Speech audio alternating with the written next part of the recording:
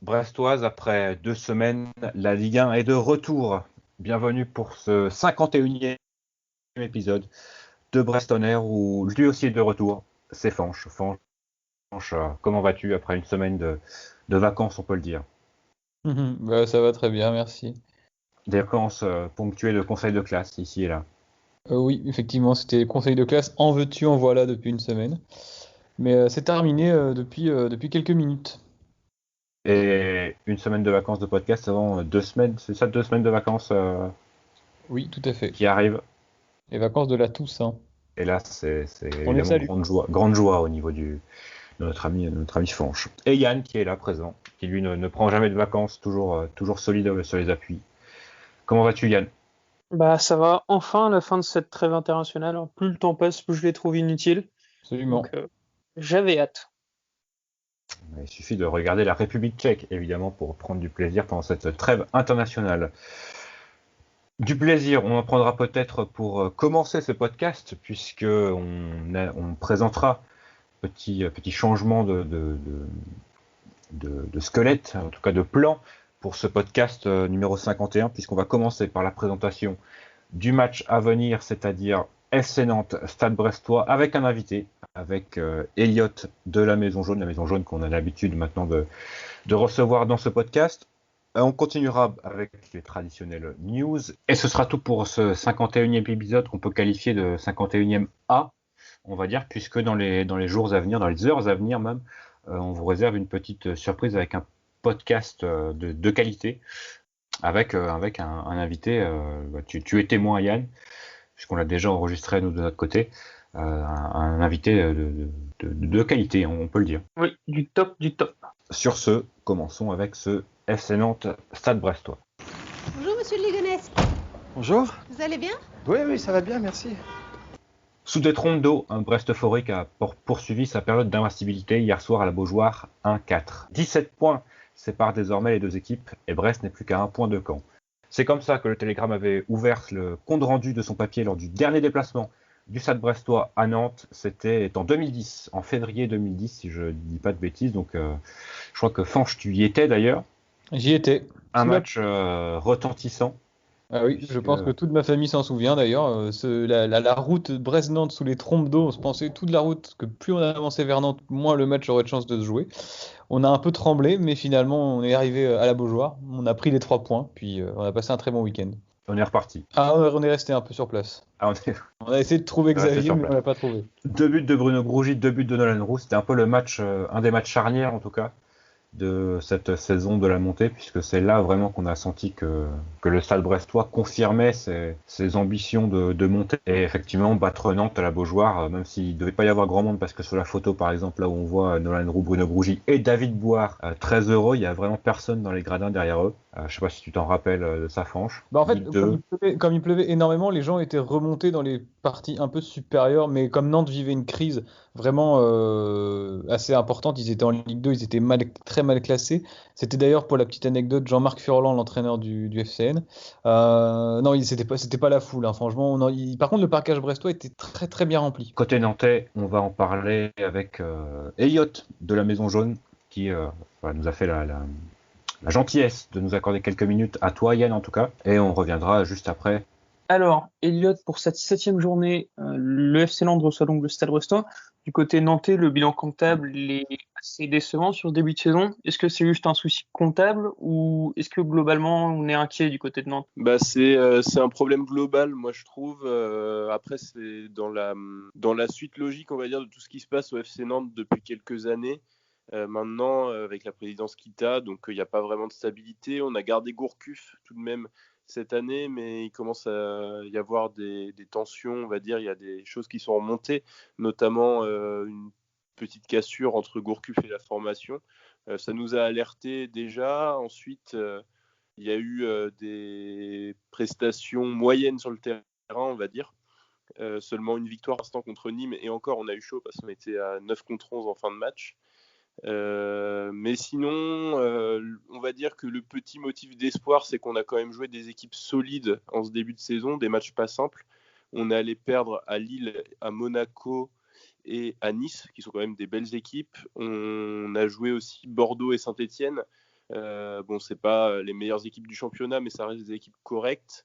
Je pense qu'au final, on a joué beaucoup d'équipes qui sont meilleures que nous en ce début de saison et que donc c'est pas si alarmant que ça. Et justement, on va voir maintenant ce que donne le FC Nantes contre une équipe comme Brest qui semble, selon moi, se rapprocher du niveau du FC Nantes cette année. Donc, quelque part, j'ai envie de voir ce que ça va donner ce dimanche. Et justement, tu parles de niveau du FC Nantes. Globalement, c'est quoi l'objectif des Nantais sur cette saison? En fait, là encore, c'est dans la tradition de ce qu'on observe depuis quelques années avec la présidence Kita, c'est qu'on n'a pas d'objectif défini en début de saison. On ne sait pas où va le club. Il y a eu un moment où Valdemar Kita, quand on est monté, parlait de jouer l'Europe d'ici 3 ans, tous les ans. C'est toujours pas arrivé et je vois pas trop, en l'état actuel des choses, comment le FC Nantes peut jouer l'Europe cette année. Je pense que c'est une équipe qui... il y a du potentiel dans cette équipe, il y a des bons joueurs. Maintenant, vu du climat qu'il y a dans le club, c'est une équipe qui ne pourra pas jouer plus haut que la 11-12e place. À mon avis, ça va finir entre la 12e et la 15e place, un peu comme tous les ans. Mais c'est assez décevant parce que je pense qu'on a quand même des bonnes individualités. Et si on exploitait mieux cet effectif dans un cadre plus serein, je pense que c'est une équipe qui pourrait avoir le potentiel pour finir dans les 10 premières du championnat. Tu parles justement d'individualité très forte du côté nantais. Tu penses à qui globalement? Déjà derrière, je dirais Giroto qui est très très très en forme depuis quelques temps. Bon, il sera pas là contre Brest, mais l'année dernière ou il y a 2 ans, j'avais plus tendance à le critiquer, mais il est devenu très solide, on va dire. Après, Imran Louza, bien sûr, qui selon moi est le meilleur joueur de l'équipe, meneur de jeu, très technique, une très bonne qualité de passe. Moses Simon, qui est un peu le détonateur depuis l'année dernière. Bon, il est moins en vue cette année, mais ça reste un très bon joueur. Ensuite, Ludovic Blas, pareil, il est clairement il fait pas un très bon début de saison, mais ça reste un joueur très talentueux et qui peut sortir de très gros matchs. Personnellement, j'ai bien aimé Chirivella aussi en début de saison, mais il a du mal, on va dire, à briller. Mais c'est un joueur qui semble avoir de bonnes qualités. Ensuite, on a pas mal de joueurs assez prometteurs comme Bamba qui est pas mal sorti l'année dernière. Et puis, on a surtout hâte de voir quand même ce que ça va donner du côté des 2 nouvelles recrues qui sont Jean-Kévin Augustin et Sébastien Corchia qui devraient normalement pouvoir effectuer leur première apparition contre Brest. Donc on a hâte de voir ça. Est-ce que tu penses qu'ils peuvent déjà prétendre à une place de titulaire ou ça va être un peu juste? Pour Corchia et Augustin, alors on avait des inquiétudes concernant Corchia au niveau de son physique, puisqu'il a très peu joué ces 3 dernières saisons. Visiblement, ça a tenu contre Angers en match amical. Lui a dit qu'il était en forme. Et puis à Nantes, vu l'état actuel des latéraux, à part Fabio et Corchia, Apia et Traoré, c'est quand même loin d'être terrible. Donc à mon avis, Corchia sera titulaire. Pour Jean-Kévin Augustin, ah oui, j'en ai pas parlé, il y a Randal Colomouani devant qui a été très prometteur en ce début de saison et on a hâte de voir ce que ça va donner sur la durée. Donc pour Jean-Kévin Augustin, maintenant la grosse interrogation, c'est comment va jouer Gourcuff. Est-ce qu'il va faire jouer Jean-Kévin Augustin seul devant? Est-ce qu'il va continuer avec Colomouani seul devant ou est-ce qu'il va faire jouer les deux ensemble? À mon avis, Gourcuff a envie d'instaurer son 4-4-2. Donc je miserais bien sur une attaque nantaise à 2 devant, Jean-Kévin Augustin, Randal Colomouani, avec Simon à gauche et Blas à droite. Moi, c'est mon prono pour la compo du FC Nantes dimanche. Tu parles justement un peu de fétiche de Christian Gourcuff avec son 4-4-2. Il y a un autre fétiche qu'on associe souvent à Christian Gourcuff, c'est la volonté d'avoir le ballon. Et paradoxalement, sur ce début de saison, le FC Nantes est, je crois, 17e équipe en termes de possession. C'est subi du fait de la qualité des équipes adverses ou il y a eu un changement presque d'idéologie du côté du FC Nantes? Je pense pas qu'il y ait eu un changement d'idéologie parce que quand on regarde l'équipe alignée, c'est même surprenant parce qu'on voit plus de joueurs comme Touré par exemple qui était toujours titulaire l'année dernière et qui sont des joueurs pour conserver le ballon, c'est pas ce profil de joueur que l'on veut. Là, je trouve qu'on a une équipe qui est quand même assez joueuse et la stat ne m'étonne pas parce qu'en regardant on se rend compte qu'on a moins le ballon, mais je ne pense pas que ce soit voulu. Je pense que Gourcuff a peut-être un peu du mal à mettre en place son jeu et tout cet état d'instabilité chronique autour du FC Nantes ne doit pas aider les joueurs à produire ce que voudrait Christian Gourcuff, à mon avis. Tu évoquais tout à l'heure, on a Giraudeau qui du coup sera suspendu ce week-end face à Brest. Il devrait être remplacé a priori par Jean-Charles Castelletto qui vient de Brest. Comment tu décrirais un peu son début de saison, sa préparation avec le FC Nantes? Alors, oui, tout à fait, c'est Jean-Charles Castelletto qui devrait être à côté de Palois contre Brest. Moi, j'ai hâte de voir ce qu'il va donner. On ne l'a pas beaucoup vu. Il a joué contre Nîmes lors du dernier match, justement, quand Giraudeau a pris son carton rouge très tôt dans le match, à la 2e minute. Il avait été solide. Il a fait une entrée en jeu également contre Nîmes. Moi, j'ai tout simplement envie de voir ce qu'il va donner. Il a fait une bonne préparation. Ça a l'air d'être un très bon 3e défenseur pour un club comme Nantes. Et j'ai assez confiance en lui. En plus, il va évoluer contre ses anciens coéquipiers. Je pense que c'est le bon match pour le lancer. Et puis, on va bien voir ce que ça va donner. Justement, tu parles de ses anciens coéquipiers. Je pense que tu connais un peu l'équipe brestoise. Est-ce qu'il y a un joueur qui, toi, te fait particulièrement peur pour le match à venir? Alors, moi, faut savoir que j'aime beaucoup l'équipe de Brest. Après, il y a des joueurs que je les ai sur MPG, je vois qu'ils jouent beaucoup moins qu'avant. C'est Batokyo et Cardona, qui sont 2 joueurs que j'apprécie beaucoup. Après, je pense que Brest, c'est une belle petite équipe de Ligue 1 qui peut nous poser problème. Surtout que maintenant, il n'y a plus vraiment d'ambiance à domicile, on va dire. Le fait de jouer à domicile ou à l'extérieur ne joue plus. Moi, je m'inquiète. Je pense que c'est un match à ne pas prendre du tout à la légère parce que Brest est une équipe qui peut nous faire beaucoup de mal, à mon avis. Et à l'inverse, tu penses quand même que le FC Nantes a les moyens d'aller bouger une équipe brestoise? Oui, tout à fait, parce que je pense quand même, je pense que individuellement, on a des joueurs qui sont capables de faire de très belles choses. On l'a vu lors de notre première mi-temps contre Nîmes, où on a été très très costaud et très intéressant. On l'a vu aussi, une ébauche de tout ça contre Saint-Étienne quand on revient à 2-2 après avoir été mené 2-0 à la 70e minute. Nantes, c'est une équipe capable de faire de belles choses. Maintenant, vraiment, c'est ce que je disais en début d'interview. J'ai envie de voir ce que ça va donner contre une équipe du même standing, on va dire. Je pense que c'est 2 équipes qui se valent à peu près, Nantes et Brest. Et j'ai bon espoir quand même que les Nantais arrivent à proposer quelque chose de plus cohérent. Surtout après l'arrivée de Corchia et Augustin et une trêve de 2 semaines qui aura permis de bosser. Tu es le dernier recrue du FC Nantes, Jean-Kévin Augustin et Sébastien Corchia. Tu évoques justement les 2 dernières recrues du FC Nantes, Jean-Kévin Augustin et Sébastien Corchia. De manière plus générale, est-ce que toi, tu es satisfait du mercato nantais ou tu as l'impression qu'il manque certaines choses? En fait, le mercato nantais est un peu spécial dans le sens où on a, à part avoir levé l'option d'achat de Moses Simon qui était à 5 millions, le FC Nantes n'a pas investi. On a recruté donc Jean-Charles Castelletto, Sébastien Corchia, Jean-Kévin Augustin et Pedro Chirivella, mais tous sont arrivés libres. Donc il n'y a pas eu d'investissement.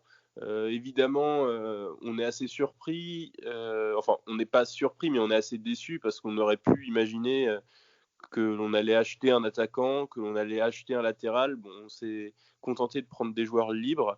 Ça pose encore la question de l'investissement de Valdemar Kita dans le FC Nantes.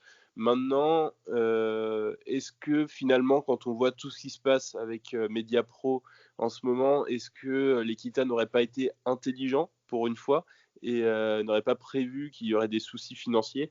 Dans ce cas-là, c'est peut-être une bonne chose de ne pas avoir investi quand on sait qu'il y a des clubs, je pense notamment à Lens, qui ont investi énormément de sous et qui là maintenant sont un peu embêtés, même très embêtés par tout ce qui se passe avec Mediapro. Donc on va dire que au niveau des transferts en général, oui, je suis déçu du mercato du FC Nantes, mais que financièrement, les Kita ont bien senti le coup cette fois-ci.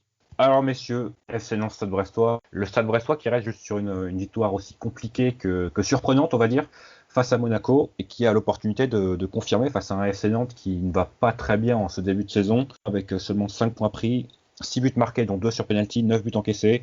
La 3e équipe qui possède le moins le ballon en Ligue 1 avec seulement 43,7% de possession de balle. Je pense qu'on sait tous comment le match va se jouer. Et il y a potentiellement un résultat frustrant qu'on verra à la fin du match. Oui, c'est étonnant de voir cette statistique que tu donnes sur le la possession de balle et le jeu, parce que c'est quand même Christian Gourcuff l'entraîneur, c'est pas forcément un entraîneur réputé pour laisser le ballon aux adversaires. Mais je crois que, en tout cas, effectivement, la situation à Nantes est un petit peu compliquée en ce moment et que, voilà, on entendait déjà avant la trêve internationale que Gourcuff aurait pu être sur la sellette. On sait comment ça se passe avec Kita. En général, il aime bien changer d'entraîneur assez rapidement et pas forcément laisser sa chance sur la durée à ses coachs.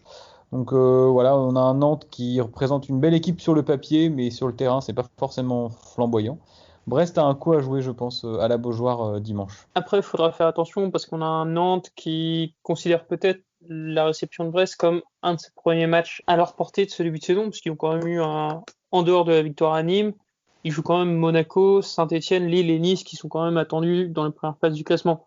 C'est peut-être au final leur première réception face à une équipe de leur championnat, mais effectivement, je pense que c'est un match à la portée des Brestois. C'est vrai, comme tu disais, Fanch, il y a sûrement mieux à faire avec le personnel disponible côté nantais, notamment au milieu de terrain, avec des joueurs qu'on dirait joueurs de ballon, notamment Ludovic Blas, Louza, Mehdi Abed, Moses Simon également. Il y a quelques éléments qu'il faudra surveiller côté nantais. Néanmoins, comme je le disais, je pense que Brest aura le ballon, un peu comme contre Angers. Je pense qu'on peut faire un lien avec ce Angers-Brest. Espérons qu'on n'ait pas le même résultat, peut-être les mêmes 75 premières minutes. Mais c'est vrai qu'il y a des chances que Brest ait le ballon sur ce déplacement à la Beaujoire. Et c'est justement, tu évoques les qualités qu'ils ont au milieu.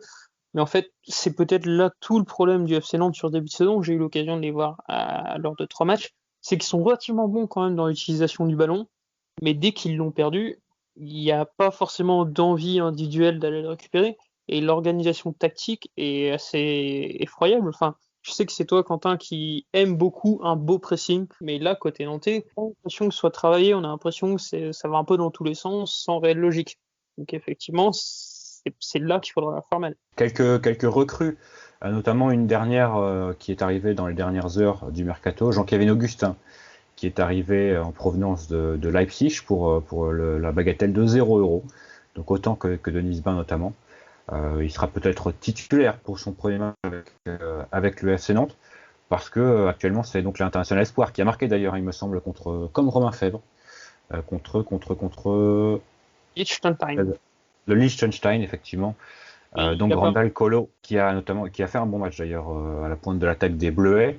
C'est lui qui est titulaire depuis le début de saison à la place de Khalifa Koulibaly, dont on se souvient l'année dernière, qui avait été stoppé par un superbe arrêt de Gauthier Larsonneur à Francis-le-Blay. Je ne sais pas si vous en souvenez. Je me souviens de son but de l'épaule surtout. C'est vrai, il avait aussi marqué de l'épaule. Donc Nantes qui sort d'un déplacement compliqué à Nice, puisqu'ils ont été réduits à 10 très rapidement, avec l'expulsion de Girotto qui sera donc suspendu pour ce match. Et on devrait donc voir Jean-Charles Castelletto titulaire à côté de Nicolas Pallois, le CRS, comme on l'appelle dans le milieu. Jean-Charles Castelletto qui ne joue pas beaucoup. Je ne sais pas s'il regrette son transfert, mais c'est vrai que après quelques semaines de championnat, on ne peut pas dire qu'il ait fait un choix très pertinent. Alors, côté brestois, évidemment, on reste sur un match tout à fait difficile, mais une victoire. Donc on arrive avec le plein de confiance, j'imagine. Maintenant, quelques choix se posent au niveau d'Olivier Dalloglio, notamment en défense centrale, puisqu'on reste sur un clean sheet.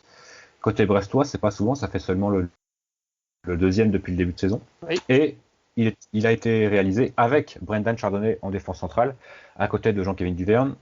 Alors, on se pose la question, Brendan Chardonnay, Christophe Herrel, Lilian Brassier maintenant est également disponible si jamais Olivier Dalloglio veut expérimenter. À qui vous donneriez la priorité de votre côté ? On n'a pas forcément été rassuré par les performances d'Herrel quand il a pu jouer sur les premiers matchs de la saison. Brendan Chardonnay est passé au travers à Nîmes, mais a fait un très bon match contre Monaco. Il n'y a pas de raison de changer selon moi. À chaque fois que Chardonnay fait un bon match, à chaque fois il est remis sur le banc. On a vu en fin de saison dernière, avant l'arrêt de la saison et donc la période de confinement, etc., liée au Covid, qu'il était avec Duverne plutôt efficace. Moi, je lui laisserais sa chance. Je vois pas en fait qu'est-ce qui pourrait pousser Dalloglio à remettre Herrel, sauf le prix du transfert éventuellement, parce qu'il faut justifier ce transfert qui a été assez onéreux. Non, moi je laisse Brendan Chardonnay. RL ne me rassure pas forcément beaucoup plus. On dit que Brendan Chardonnay n'est pas forcément très à l'aise avec le ballon. RL pas du tout. Il est incapable de faire une passe correcte. Il est grand, on est d'accord. Peut-être il a plus d'expérience, mais pour moi Chardonnay mérite tout autant de jouer à Nantes. Et là où je vais rejoindre François, c'est que dans une logique de gestion d'effectifs, c'est un peu dur de remettre Brendan Chardonnay sur le banc. Après, sur une question purement tactique, il y a quand même une grosse qualité qu'on a eue chez Christophe Herrel, tant à Nice que même sur ce début de saison, c'est la gestion de la profondeur. Et si effectivement c'est Jean-Kévin Augustin qui se retrouve titulaire du côté nantais, on sait que sa grande qualité, c'est ses appels de balle et sa vitesse. Donc on a besoin de quelqu'un qui soit apte à gérer cette profondeur. Sur un raisonnement purement tactique, j'aurais choisi Christophe Herrel. Après, sur l'action de la gestion du groupe, ça serait un peu dur pour Brendan Chardonnay. On pourrait comprendre qu'il soit mécontent d'être mis de nouveau sur le banc sans réelle justification. Bon point sur la gestion de la profondeur de Christophe Herrel, qui jouerait donc axe droit techniquement. Et côté gauche nantais, c'est peut-être le joueur le plus dangereux, Moses Simon. Du coup, comme on a vu avec Yohan Wissa par exemple, à Lorient, ça peut être un peu le même style de joueur et le même style d'attaque rapide côté nantais comme côté lorientais.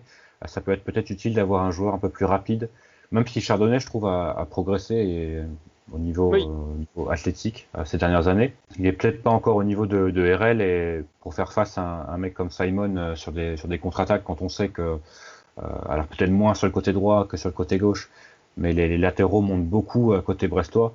Ça peut être intéressant d'avoir un mec qui est assez rapide pour contrer ces attaques rapides du côté nantais. Et surtout que, je me permets d'intervenir, on a oublié une autre recrue du côté nantais, c'est Sébastien Corchat, qui certes n'a pas joué depuis un certain temps, mais qui est quand même un super contre-attaquant en tant que latéral. Enfin, vraiment, quand je vois l'effectif nantais, j'ai l'impression que sur les ailes, c'est une équipe taillée pour jouer à contre-attaque. À côté brestois, il y a également une autre question qui se pose avec le milieu de terrain, puisque donc ça fait maintenant 10 jours que Ibrahima Diallo a quitté Brest. Paul Lannes avait donc pris sa place contre Monaco. Là également, tu dirais qu'il n'y a pas de raison de changer, Fanche ? Moi, je pense que Lannes à l'extérieur, je ne suis pas forcément convaincu. Contre Monaco, il ne m'a pas rassuré outre mesure.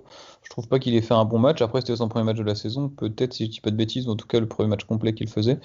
Moi, j'aurais bien été tenté par Yanga Mbok ou Magnetti, un des deux, peut-être plus accrocheur, plus récupérateur. Le milieu de terrain nantais est un milieu de terrain qui est relativement technique. J'ai peur que Lannes soit complètement dépassé justement par la vitesse des transmissions des Canaries.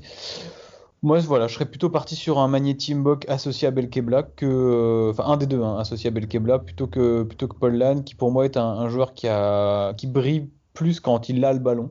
Et je suis pas certain qu'à Nantes on ait forcément le ballon. Sinon, on peut essayer de jouer à 12. On peut.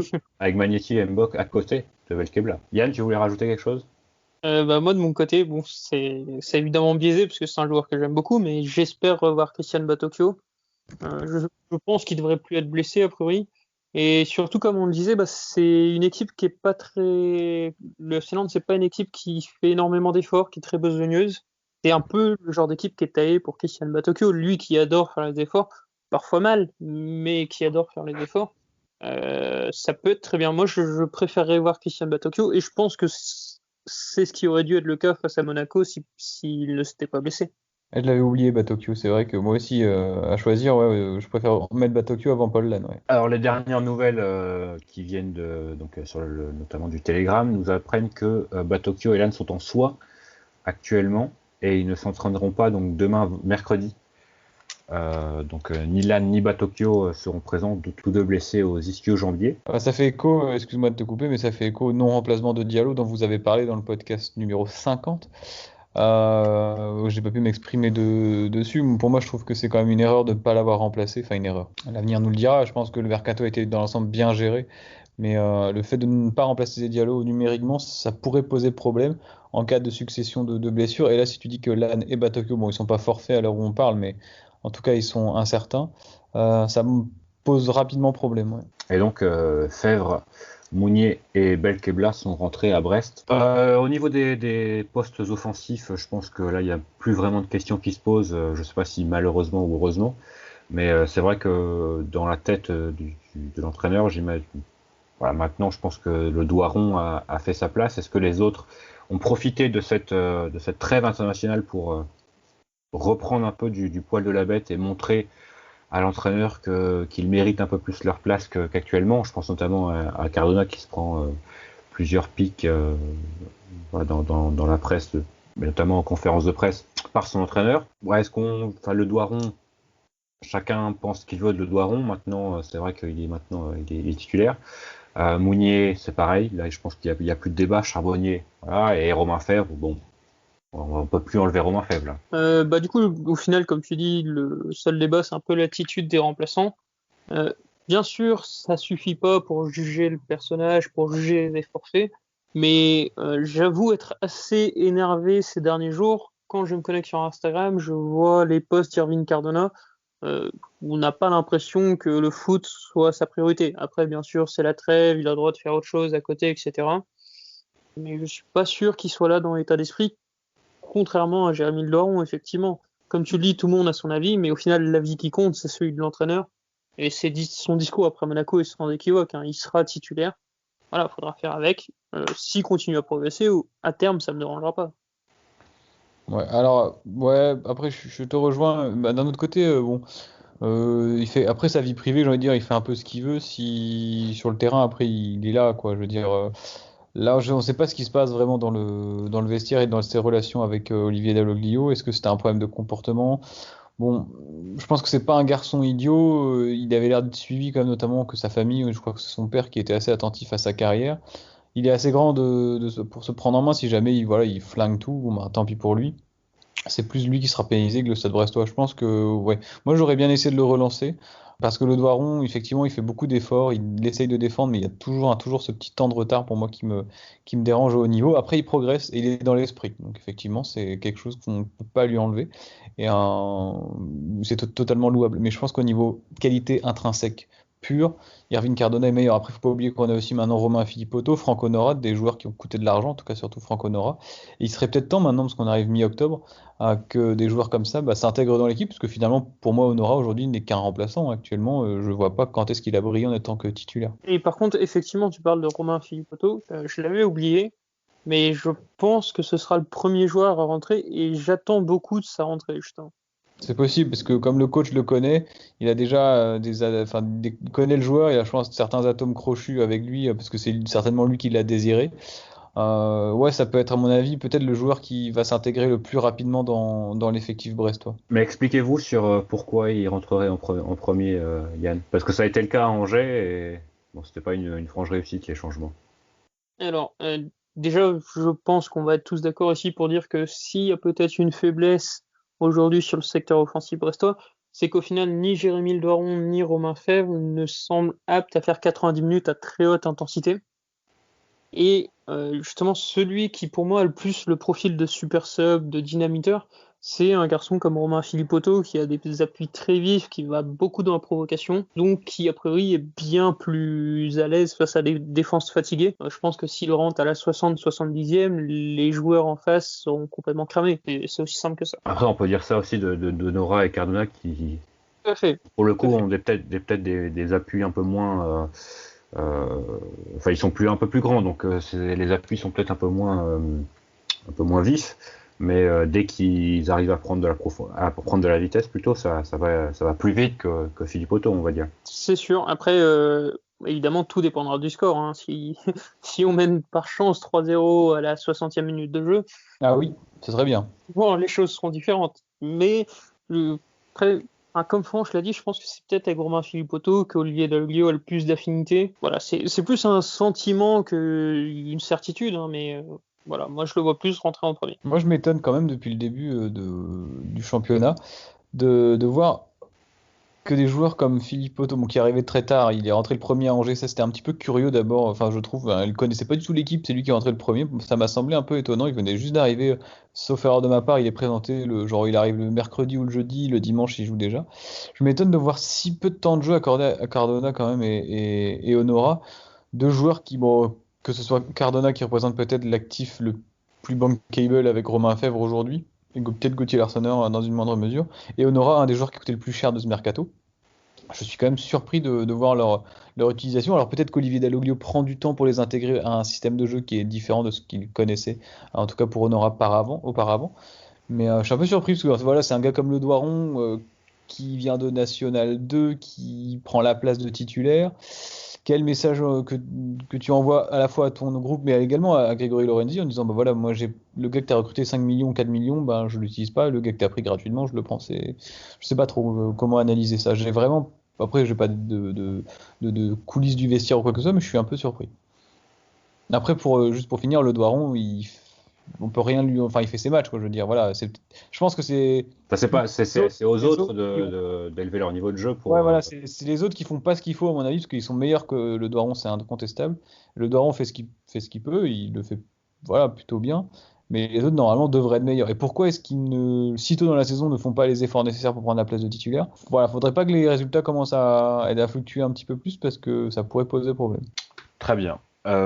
Sur Nantes, est-ce que vous avez quelque chose à rajouter? Peut-être juste sur la question du gardien, parce qu'après oui, ça devrait être Alban Lafont. On se rappelle qu'il nous a fait une jolie cracounette contre Brest à Le Blé l'an dernier. Moi, je le dis toujours, hein, ça doit être le gardien des espoirs.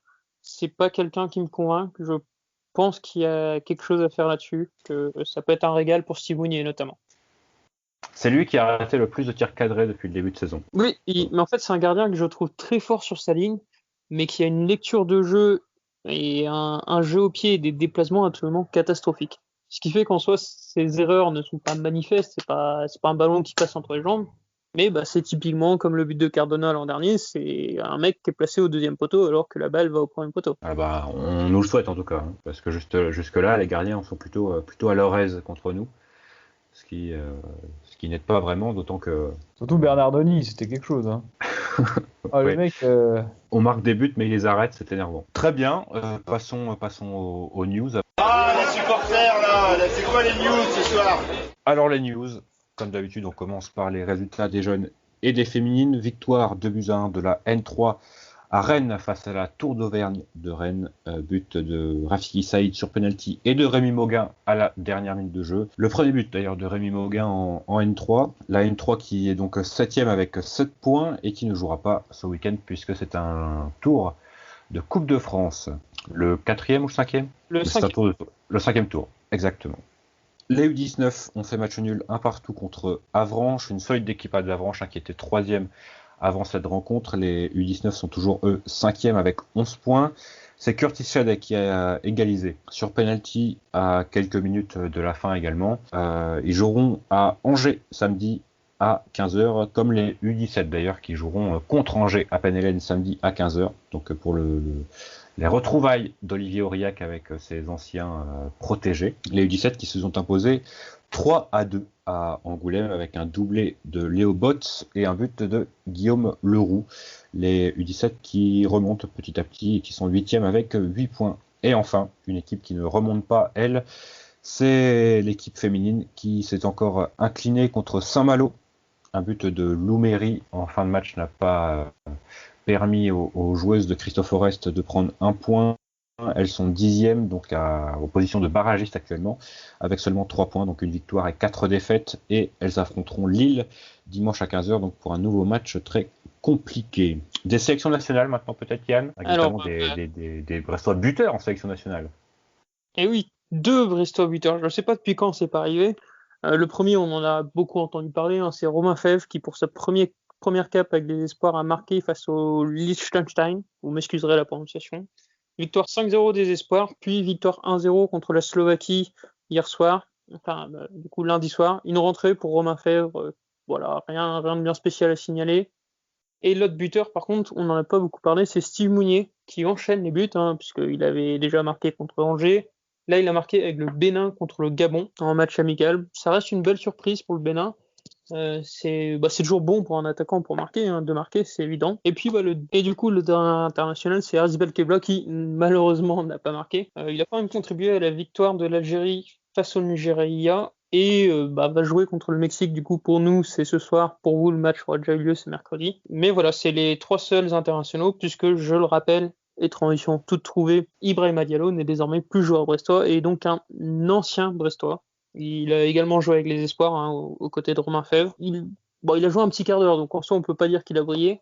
Certains Brestois ont brillé à côté, et il y en a un, je pense que beaucoup l'ont déjà oublié, c'est Derrick Oseillo, qui a marqué avec Oxford United en coupe face à Bristol Rovers. A priori, son histoire en Angleterre se passe plutôt bien, hein. C'est un super sub, mais il est assez apprécié. Les gens vantent son investissement. Donc ça fait plaisir pour un garçon qui, certes, n'a jamais eu le niveau à Brest, mais qui a visiblement toujours mis les ingrédients pour, tous les échos semblent dire que c'est un chic type. Et en parlant de chic type, effectivement, on l'évoquait déjà la semaine dernière, mais cette fois c'est officiel, Pierre Magnon a été élu joueur du mois de septembre du côté d'Avranches.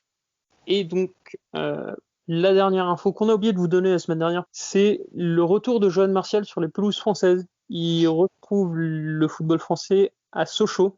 Il retrouvera donc Omar Daf pour l'encadrer. On peut parler de carrière gâchée pour Johan Martial. Peut-être arrivera-t-il à sauver les meubles. En tout cas, on lui souhaite. Au niveau anciens brestois qui ont signé, qui ont trouvé un nouveau club, du côté de la formation, il y a également Alexis Taipa, qui était l'un des principaux contributeurs c'était en 2016, je crois, que le Stade Brestois a fait une demi-finale de Coupe Gambardella, éliminée par Monaco de Diallo, je crois, et de Cardona, si je ne dis pas de bêtises. Et donc Alexis Taipa était dans cette équipe.